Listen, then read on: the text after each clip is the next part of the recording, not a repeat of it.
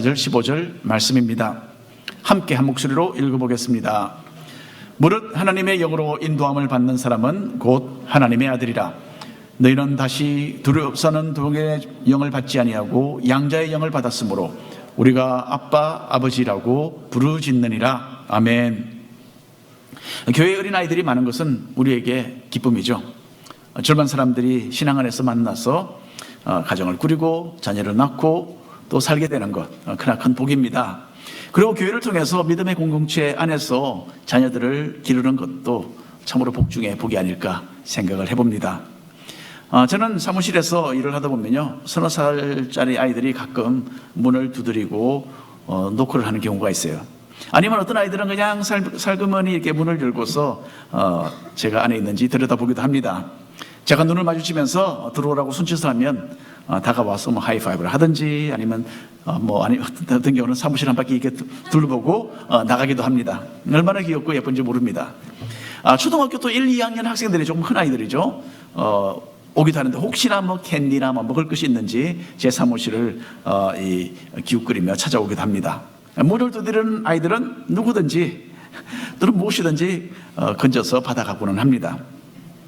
또 조금 더 큰 아이들도 있어요. 5, 6학년 되는 아이들도 오는데 이 아이들은 주로 공을 빌리러 와요.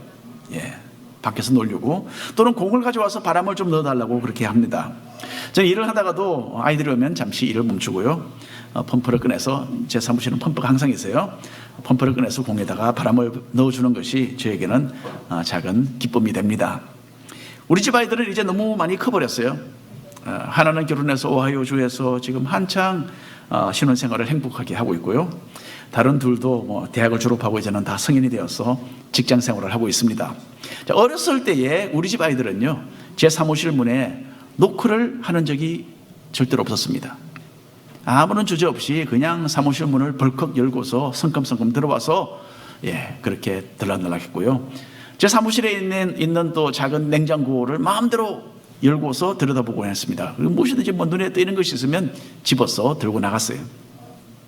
또 우리 아이들은 사무실 안에 있는 회의용 테이블 위에 자기 물건을 턱 던져놓고 나가기도 하고요, 또 사무실에 있는 저의 가위나 테이프를 마음대로 사용을 했습니다. 수시로 들락거리면서 때로는 어질러 놓고 나가기도 했어요. 이렇게 우리 집 아이들이 교회의 다른 아이들과는 다르게 행동을 했던 이유가 있죠. 제가 자기들의 아버지이기 때문에 그렇습니다. 아무런 격식도 필요 없고 문을 노크하거나 도무지 주춤거릴 필요가 없는 거죠. 아빠가 언제나 자기들을 받아준다는 것을 잘 알고 있었습니다. 그래서 마음껏 들어와서 무엇이든지 필요한 대로 하고는 나가는 거예요. 하나님과 우리 사이도 똑같습니다. 하나님과 우리의 관계는 아버지와 자녀의 관계죠. 하나님은 우리를 언제나 받아주시고요, 또 밝은 얼굴로 대하여 주실 그 만반의 준비를 항상 갖추고 계십니다. 하나님께서 보시기에 우리는 이 온 우주에서 가장 귀하고 가장 사랑스러운 자신의 자녀들이기 때문에 그렇습니다. 로마서 8장 전반부에서 우리는 세 가지 법칙이 있다는 것을 읽어보았습니다. 첫째로는 죄와 사망의 법이었죠. 하나님의 뜻을 거부하고 어두움과 멸망으로 치닫도록 하는 인간의 그 죄의 성품을 가리킵니다. 아담과 하와 이후에 모든 인류는 원죄를 가지고 태어나서 자동적으로 하나님을 등지고 죄를 짓는 그런 성품을 물려받았습니다. 로마서 8장에 나오는 두 번째 법은 선을 행하고자 하는 마음의 법입니다. 하나님의 형상으로 지으심을 받은 우리의 마음 속에는 선한 것을 추구하고 착하게 살고 싶어하는 그런 마음도 함께 있는 겁니다. 이 마음의 법은 죄의 법과 서로 상반되고, 따라서 우리 마음속에는 하나의 크나큰 싸움이 벌어지고 있죠. 그래서 이 싸움은 주로 우리가 원하는 그런 결과를 가져오지 못합니다. 왜냐하면 죄의 법이 선한 우리의 마음의 법을 훨씬 더 능가하기 때문에 그렇습니다. 그런데 사도 바울은 세 번째 법이 또 있다라고 말했죠. 이것을 성령의 법이라고 합니다. 하나님의 성령께서 믿는 사람들의 마음속에 주도해 나가시는 전혀 새로운 종류의 법입니다. 성령께서는 우리 믿는 사람들의 마음을 두드리시고 일깨우고 계십니다. 그리고 죄의 법보다도 더 강력한 그 능력으로서 우리 성도들을 영적인 승리로 인도하고 계시는 겁니다. 이런 여러 영적인 법칙이 있는 것과 같이 이 세상에도 법칙들이 있죠. 특별히 만유인력의 법칙이 있습니다. 이 법칙에 의해서 지구의 중력은 우리의 발이 땅에 붙어 있도록 우리를 끌어당기고 있는 거예요. 아무도 이 법칙을 거스를 수는 없습니다. 만일에 나는 중력이란 없다고 믿는다, 이런 것은 없다, 나는 만유인력을 믿지 않는다 라고 하면서 3층, 2, 3층 빌딩에서 뛰어내리면 어떻게 되겠습니까? 중력을 부인했기 때문에 아무런 일이 일어나지 않을까요? 아무리 완강하게 이 중력의 법칙을 거부했다 하더라도 어딘가는 크게 부러지거나 해서 병원에 실려가게 될 것입니다. 여러분, 법칙은 이런 겁니다. 우리는 그 근위 아래 있을 수밖에 없어요. 우리를 하나님의 높은 뜻에서부터 떨어지도록 하는 영적인 만유인력의 법칙이 있었어요. 바로 이 첫 번째 법인 죄와 사망의 법입니다. 인간은 지식이나 종교 등 여러 가지 방법으로 이 죄와 사망의 법에서 벗어나 보려고 시도를 했어요. 하지만 그 결과는 한결같이 실패였습니다. 여러분, 사람이 공중을 향하여 아무리 힘껏 점프를 한다 하더라도 1초도 못 되어서 다시 땅으로 내려오는 것 아십니까? 저는 해봤어요. 얼마나 오랫동안 내가 공중에 떠 있을까? 1초가 안 됩니다. 이 보통 사람의 경우에는 이렇게 위를 보고 뛰었을 때에 공중에 머무는 시간, 그것을 행타임이라고 그러는데요. 이 공중에 머무는 시간을 0.5초 정도로 사람들이 이야기합니다. 0.5초 정도에 그냥 땅으로 다시 떨어지는 거예요. 아무리 높이 점프를 한다 하더라도. 세계 역사상 가장 위대한 농구 선수가 있죠. 마이클 조던이라고 사람들이 그렇게 인정을 합니다. 마이클 조던은 너무나 점프력이 좋아서 에어 조던으로 불렸습니다. 그런데 마이클 조던의 경우에도 점프를 해서 공중에 머물렀던 이 행타임, 이 시간이 1초를 넘기지 못했다고 합니다. 마이클 조던의 최고 기록은 0.92초였어요. 두 번째 법이었던 마음의 법이 바로 이렇게 우리의 점프력처럼 너무나 무능력했다는 거죠. 만유인력에 비해서. 아무리 높이 뛰어보아도 만유인력으로 인해서 지구에서 탈출하지 못합니다. 하지만 우주선을 타면 이야기가 달라지죠. 이 땅을 우리는 초월할 수 있습니다. 이 우주선이 작동하는 방식은 사람이 힘껏 다리를 움직여서 높이 뛰는 것에 결코 좌우되지 않습니다. 그것보다는 수억 배나 더 힘이 센 로켓의 힘으로 지구에서의 그 탈출이 이루어지는 거죠.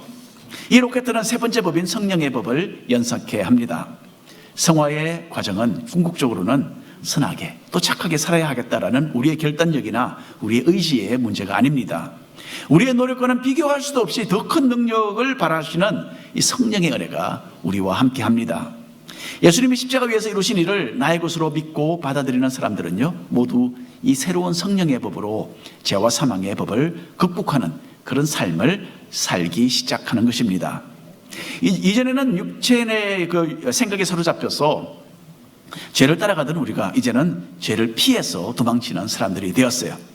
우리는 예수님을 믿고 이 칭의의 은혜를 얻은 사람들입니다. 그래서 다시는 하나님의 그 정죄를 받지 않는 거룩한 백성이 되어가는 그런 궤도에 올라와 있는 것입니다. 그리고 계속해서 하나님의 성령의 인도하심 가운데서 우리는 이 성화의 단계들을 지금 밟고 있는 중입니다. 이렇게 성령의 다스림을 받으면서 살아가는 사람들에 대해서 사도 바울은 오늘 읽는 구절에서 두 가지 참으로 중대한 선언을 하고 있습니다. 먼저 우리는 성령의 인도를 받는 자녀들이라고 이야기합니다. 우리는 우리 안에 거하시는 성령의 능력을 힘입어서 이전에는 초월하기 불가능했던 그런 죄의 법에서 이제 해방이 되었어요. 그래서 이 세상과는 점점 더 멀어지고 하늘나라와는 점점 더 가까워지는 그런 삶을 우리가 살기 시작했습니다. 이것은 하나님의 성령의 은혜로 우리 모두가 누리게 된 크나큰 복입니다. 이렇게 변화된 성도는요, 하나님의 자녀라고 사도 바울은 여기서 이야기합니다. 로마서 8장 14절 말씀 한 목소리를 읽어보겠습니다. 무릇 하나님의 영으로 곧 하나님의 아들이라. 우리 믿는 사람들의 참 분명한 표시가 있다면요, 그것은 성령의 인도를 받는다는 점입니다. 여기서 성령의 인도를 받는다는 것은 성령의 음성에 귀를 기울이고 그분의 뜻을 따라가는 성도의 모습을 가리킵니다.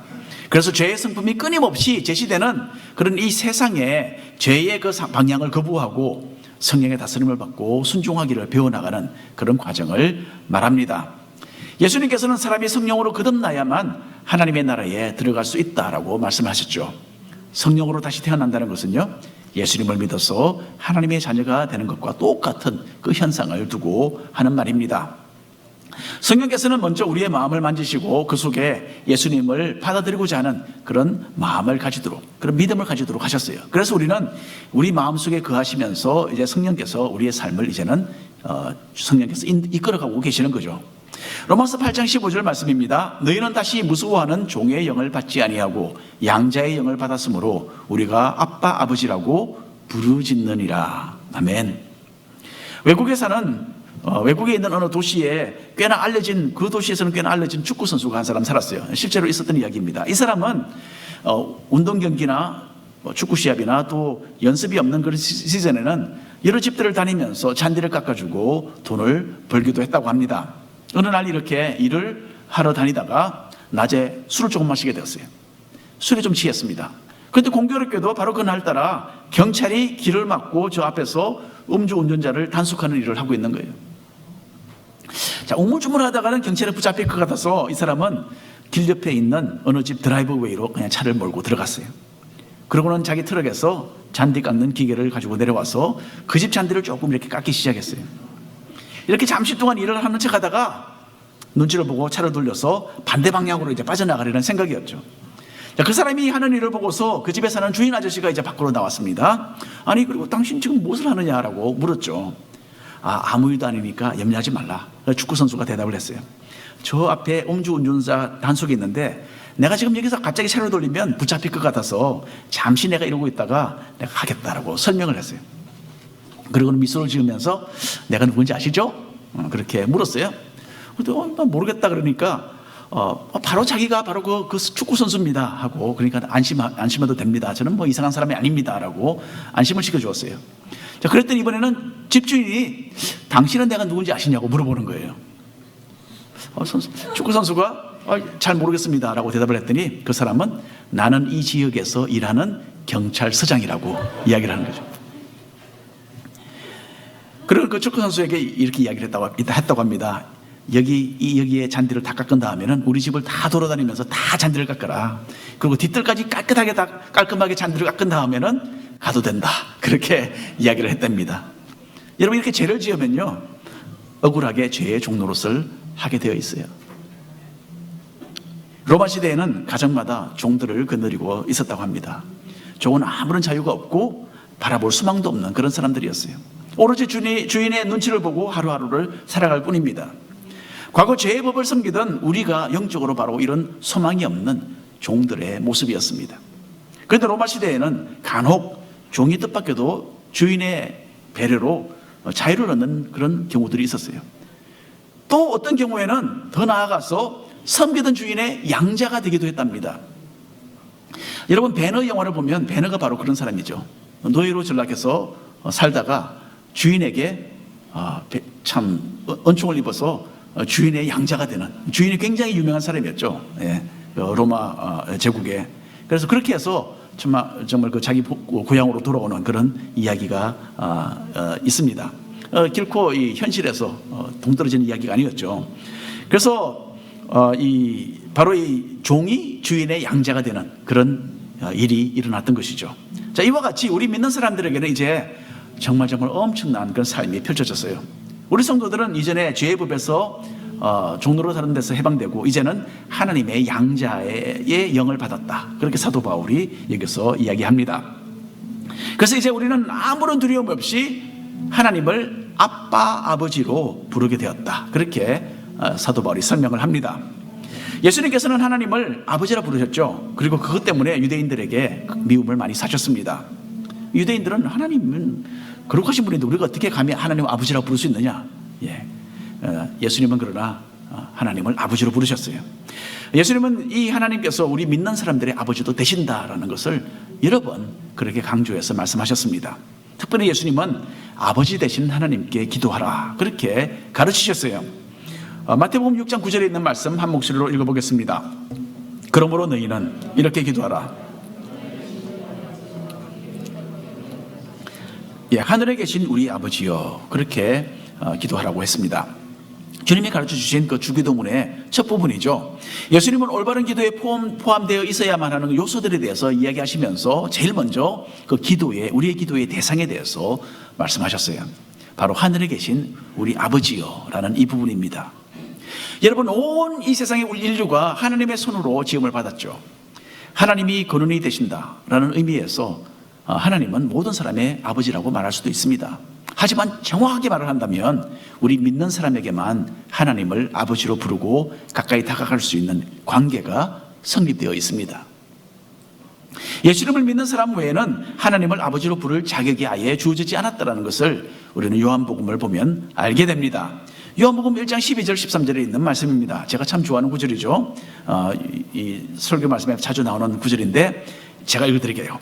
영접하는 자 곧 그 이름을 믿는 자들에게는 하나님의 자녀가 되는 권세를 주셨으니 이는 혈통으로나 육정으로나 사람의 뜻으로 나지 아니하고 오직 하나님께로부터 난 자들이니라. 이 세상에는 수많은 사람들이 살고 있지만은 그 중에 예수님을 영접하고 예수님을 믿는 사람만이 하나님의 영적인 자녀입니다. 육신적으로 부모에게 태어났지만은 믿는 사람들은 다시 한 번 더 태어나죠. 예수님을 믿음으로써 하나님에게 영적으로 새롭게 태어남으로써 하나님의 아들과 딸들이 된 것입니다. 참으로 불완전하고 실수가 많은 육신의 부모도 자녀 잘 되기를 바라지 않습니까? 거룩하시고 완전하신 하늘에 계신 우리 아버지께서는 항상 웃는 얼굴로 우리를 반겨 맞아주시고 그 크신 팔로 우리를 껴안아 주시고 하늘의 신령한 복으로 우리를 가득가득 채워주시는 분이십니다. 우리의 모든 필요를 먼저 아시고 우리가 자기에게 다가오기를 미리 기다리고 계시는 분이 바로 하나님이십니다. 마가복음 14장에서 예수님께서는 하나님을 아빠, 아버지로 가장 친밀하게 부르시면서 기도하신 적이 있으세요. 그리고 오늘 본문 말씀에서 사도 바울은 우리 또한 이렇게 가장 친밀한 말로서 하나님을 아빠, 아버지로 부르면서 기도할 수 있다, 그렇게 가르치고 있습니다. 저는 친아버지가 아주 어릴 때에 돌아가셨어요. 그래서 아버지께 대한 기억이 전혀 없이 살았고 지금도 그렇게 살고 있습니다.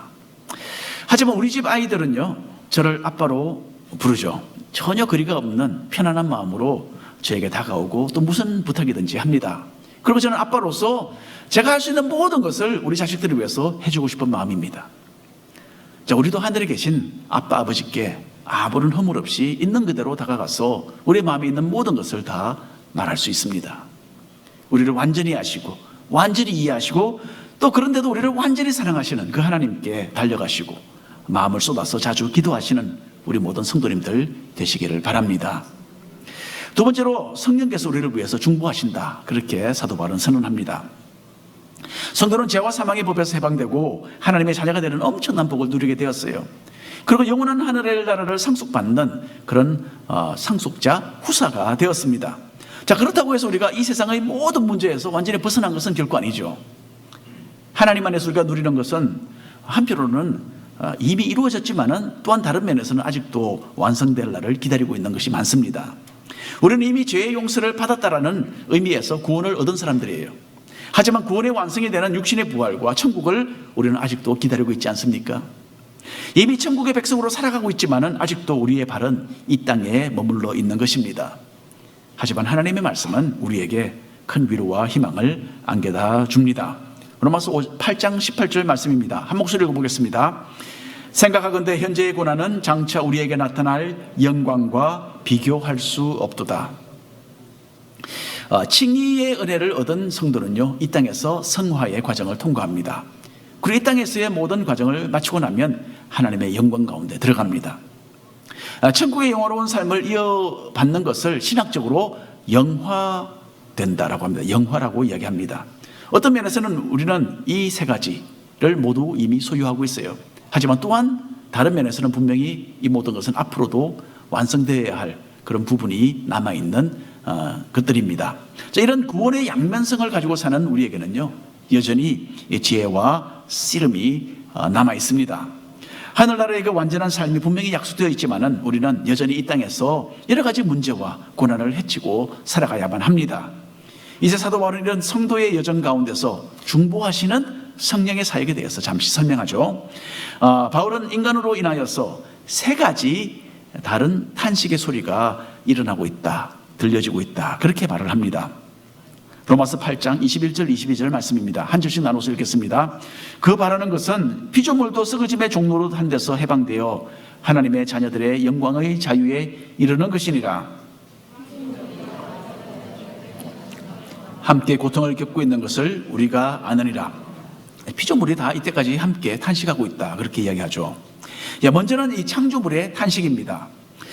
인류의 범죄와 타락은 자연 세계에 그 큰 영향을 미치게 되었죠. 땅이 저주를 받았습니다. 그리고 이전에는 없었던 그런 파괴와 죽음이 이 땅에 찾아왔습니다. 지금 중국 땅을 휩쓸고 있는 코로나 바이러스도 인간의 범죄가 이 자연 세계에 미친 하나의 결과입니다. 자, 이제 이 바이러스는 20년 전에 있었던 사스보다도 더 위험한 전염병이 되었어요. 여러분, 자연 세계의 미래는 하나님의 자녀들인 우리와 직접적인 연관이 있습니다. 처음 인간의 범죄로 인해서 파괴된 이 자연 세계는 하나님께서 자신의 백성들을 위하여 새롭게 모든 것을 만드실 그날에 참으로 변화되고 회복된 그 본래의 모습을 다시 갖추게 될 것입니다. 그래서 사도 바울은 창조물이 마치 사람인 것처럼 의인화해서 탄식하며 이 창조물들이 본래의 모습을 회복하기를 기다리고 있다, 그렇게 여기서 표현하고 있습니다. 두 번째로는 성도의 탄식 소리가 있습니다. 로마서 8장 23절 말씀입니다. 함께 읽겠습니다. 그뿐 아니라 또한 우리 곧 성령의 처음 입은 열매를 받은 우리까지도 속으로 탄식하며 양자될 것 곧 우리 몸의 속량을 기다리느니라. 우리는 이미 양자가 되어서 하나님의 자녀가 되었어요. 하지만 아직도 여기에는 완성되어야 할 그런 부분도 있는 것입니다.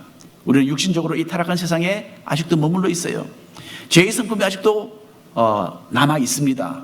성령의 인도를 받으면서도 아직도 연약한 모습을 완전히 벗지는 못했기 때문에 우리는 탄식하는 것입니다. 그리고 신체적으로도 때때로 사고와 질병으로 인해서 고통을 겪습니다. 또 신앙의 핍박이 일어난다면 성도에게는 필연적으로 육신의 고난이 또 따라옵니다. 결국 우리의 육신은 죽음의 고난을 겪게 되어 있습니다. 그리고 주님의 그 재림과 함께 우리의 죽은 몸이 부활하는 그날을 우리는 지금도 간절히 기다리고 있습니다. 이 부활의 날에 비로소 우리는 완전한 승리를 얻게 되기 때문입니다. 자, 마지막으로는 성령의 탄식이 있습니다. 로마서 8장 26절 말씀 중요합니다. 함께 읽겠습니다. 이와 같이 성령도 우리의 연약함을 도우시나니 우리는 마땅히 기도할 바를 알지 못하나 오직 성령이 말할 수 없는 탄식으로 우리를 위하여 친히 간구하시느니라. 성령께서는 이 세상 끝날까지 우리 믿는 성도들의 삶 속에 거하시면서 떠나지 않으십니다. 그리고 우리를 보살피시는 그 보혜사가 되셔서 연약함으로 온통 둘러싸여 있는 우리를 도와주십니다. 그런데 우리의 영적인 형편이 얼마나 심각한지 성령께서는 우리 속에서 탄식과 함께 중보기도를 하나님께 올리신다, 그렇게 사도 바울이 설명하고 있습니다. 얼마 전에 교회 어느 집사님 댁에 초대를 받아서 저녁 식사를 함께 했습니다. 그 집사님은 최근에 그 집을 새로 고치셨는데요, 중국에서 이민 온 일꾼들이 정말 신실하게 너무나 깔끔하게 일을 잘했다라고 좋아하셨어요. 중국에서 오신 이분들은 영어를 잘 못하는 일꾼들이고 얼마나 오래됐는지 모르겠습니다. 이민을 왔는데 너무나 순수하고 너무나 진실해서 집사님의 마음에 꼭 드는 거예요.